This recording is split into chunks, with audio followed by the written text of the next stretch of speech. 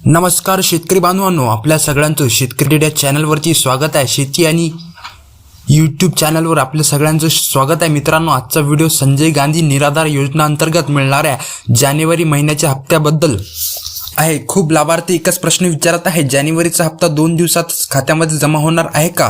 हा प्रश्न आज हजारो लाभार्थ्यांचा अतिशय महत्त्वाचा आहे. म्हणून हा व्हिडिओ शेवटपर्यंत नक्की बघा, कारण पूर्ण माहिती समजल्याशिवाय योग्य निष्कर्ष काढता येणार नाही.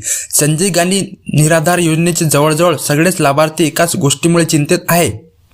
याचं कारण काय आहे तर जानेवारी महिना निम्मेहून जास्त संपला, पण अजूनपर्यंत हप्त्याचे पैसे खात्यावर जमा झालेले नाही. आधी प्रत्येक महिन्याला अंदाजे तारीख माहीत असायची, पण यावेळी कोणताही ठोस तारीख शासनाकडून सांगितलेली नाही. म्हणूनच आज लाभार्थी जिथे भेटतील तिथेच एकच प्रश्न विचारत आहे, पैसे येणार आहेत का? आज येणार की उद्या येणार? आणखी वाट पाहावी लागणार का? सध्या लाभार्थ्यांमध्ये अस्थिरता, अस्वस्थता आणि संभ्रमाचे वातावरण आहे. तर मित्रांनो, काही दिवसांपूर्वी वरिष्ठ अधिकारी स्तरावरून अशी माहिती समोर आलेली होती की जानेवारी महिन्याचा हप्ता मकर संक्रांतीच्या आसपास जमा होऊ शकतो.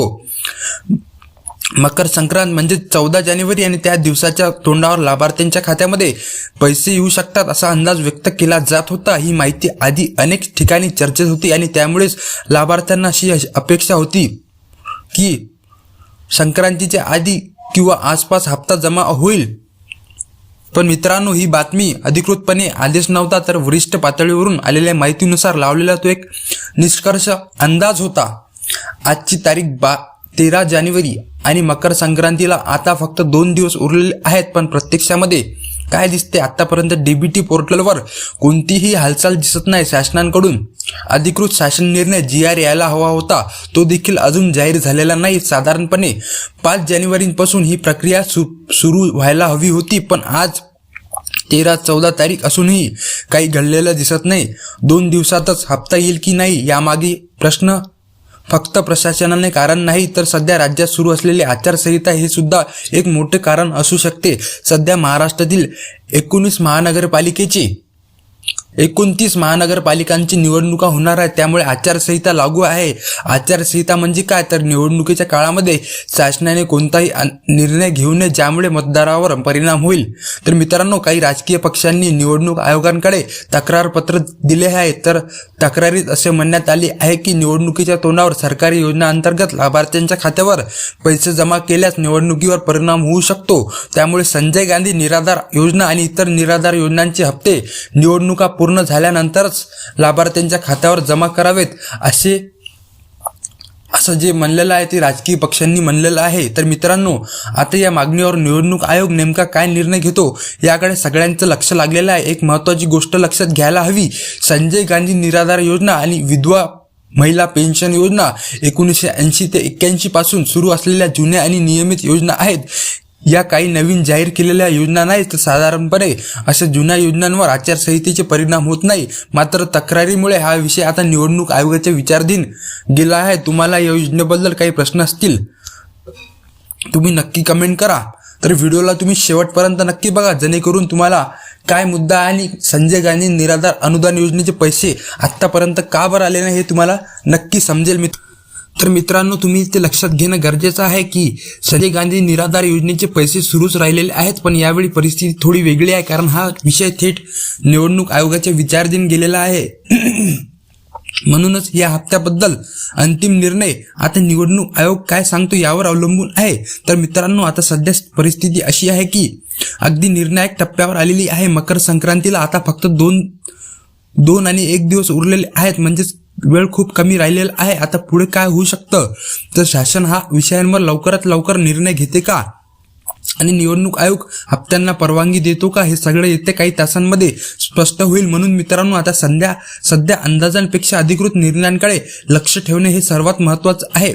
तर मित्रांनो, एकंदरीत आजचीच परिस्थिती पाहिली तर जानेवारीचा हप्ता 2 दिवसातच येईल की नाही याच्या सध्या निश्चित उत्तर येत नाही आहे, कारण हा संपूर्ण विषय आता थेट निवडणूक आयोगाच्या निर्णयावर आणि शासन पुढे काय पाऊल उचलतं यावर अवलंबून आहे. तर हा सर्व जो निर्णय आहे मित्रांनो, हा पूर्णपणे निवडणूक आयोगावर अवलंबून आहे. शासनाने तर मंजुरी दिलेली आहे, पण निवडणूक आयोग यावर काय म्हणतं हे आपल्याला जाणणं गरजेचं आहे मित्रांनो. म्हणून मित्रांनो, कोणताही अफवा न पसरवता फक्त अधिकृत माहितीवरच विश्वास ठेवा. या संदर्भात शासनाकडून कोणतंही अधिकृत अपडेट येताच ती माहिती सर्वात आधी मी आपल्या चॅनलवर दिलीच जाईल. मित्रांनो, अशाच परिस्थितीमध्ये अनेक लाभार्थी गोंधळात पडतात की आपण काही अर्ज करायचा का, तक्रार द्यायची का, बँकेत चौकशी करायची का. पण सध्या स्पष्ट सांगायचं झालं तर प्रश्न वैयक्तिक लाभार्थ्यांचा नाही तर शासन निर्णयाचा आहे. म्हणून आता कोणती नवीन अर्ज आणि बँकेत फेऱ्या मारण्याची गरज नाही मित्रांनो. अनेक जण बँकेत किंवा CSC सेंटरला जाऊन विचारतात की पैसे का आले नाहीत. पण लक्षात ठेवा, जोपर्यंत GR येत नाही आणि DBT आणि निवडणूक आयोग जोपर्यंत मंजुरी देत नाही तोपर्यंत GR शासन काढणार नाही. तर मित्रांनो, DBT प्रोसेस सुरू होत नाही तोपर्यंत बँक किंवा CSC कडे काहीच माहिती नसते. म्हणून आता तिकडे जाणं फक्त वेळ आणि खर्च वाया घालवणं ठरू शकतं. तर मित्रांनो, आचारसंहितेमुळे हा मुद्दा अडकलेला आहे असं मला वाटतं. मित्रांनो, अशा पहिल्यांदाच घडत असं नाही. याआधी निवडणुका, आचारसंहिता किंवा प्रशासकीय कारणांमुळे हप्ते काही दिवस उशिरा आलेले होते, पण नंतर ते हप्ते लाभार्थ्यांना मिळालेच आहेत. पण उशीर म्हणजे हप्ता रद्द झाला असा अर्थ अजिबात काढू नका. तर मित्रांनो, सध्या सोशल मीडियावर खूप अफवा पसरवल्या जात आहे की कोणी म्हणतं हप्ता बंद झाला, कोणी म्हणतं योजना बंद झाली. पण या सगळ्या गोष्टींना कोणताही अधिकृत आधार नाही. म्हणून अशा अफवांवर विश्वास ठेवू नका आणि घाबरून जाऊ नका. मित्रांनो, हप्ता जमा झाला की लाभार्थ्यांचे साधारणपणे मोबाईलवर मेसेज येतो आणि खात्यामध्ये शिल्लक वाढलेली दिसते. तसंच DBT पोर्टलवर अपडेट दिसू लागते. म्हणून रोज बँकेत जाण्यापेक्षा SMS आणि खातं तपासणं पुरेसं आहे. मित्रांनो, सध्या सगळ्यांचं लक्ष निवडणूक आयोगाच्या निर्णयाकडे आहे, कारण एकदा आयोगाने परवानगी दिली की शासन लगेचच पुढची प्रक्रिया सुरू करू शकतं. म्हणूनच येणाऱ्या 2 ते 3 दिवसामध्ये अतिशय महत्त्वाचे आहे. मित्रांनो, अशा वेळी अनेक चॅनल फक्त अंदाज लावून खोटी आशा दाखवतात, पण आमच्या चॅनलवर उद्देश एकच आहे की खरी माहिती, अधिकृत अपडेट आणि योग्य विश्लेषण. म्हणून कोणताही निर्णय झाला की ती तुम्हाला सर्वात आधी या चॅनलवर कळवला जाईल. मित्रांनो, अनेक लाभार्थ्यांच्या मनात एकच शंका असते, जर जानेवारीचा हप्ता उशिरा झाला तर तो नंतर मिळेल का नाही की रद्द होईल. तर इथे लक्षात ठेवण्यासारखी गोष्ट म्हणजे हप्ता उशिरा झाला तरी तो रद्द होत नसतो. शासन निर्णय झाला की तो हप्ता लाभार्थ्यांच्या खात्यावर नक्की जमा होईल.